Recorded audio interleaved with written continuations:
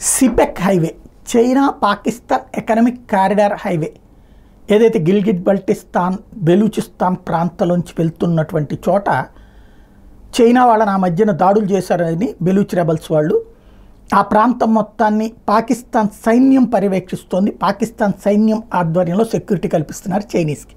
ఎందుకంటే అందులో పనిచేసే సిబ్బందితో సహా చైనీసే. వాళ్ళని రోజు బస్సుల్లో తీసుకెళ్తుంటారు. సైన్యం కూడా వెంట ఉంటుంది, ముందు వెనకాల ఎస్కార్ట్తో వెళ్తుంటారనమాట. అకస్మాత్తుగా ఒక వ్యక్తి వచ్చి ఆత్మాహుతి చేసుకున్నాడు. పెద్ద ఎత్తున అటాక్ జరిగింది, దాడి జరిగింది.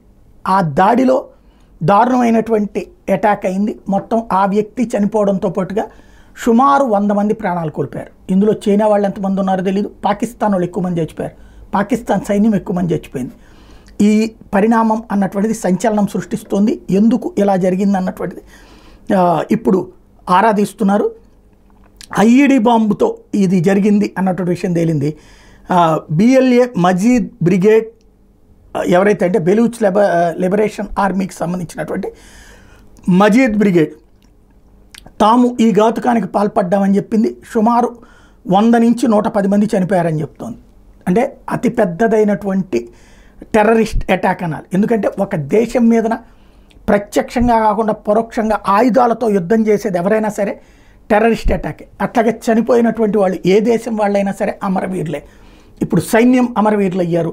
అదే సమయంలో అరాచకం చేసింది ఒక టెర్రరిస్ట్ గ్రూపు.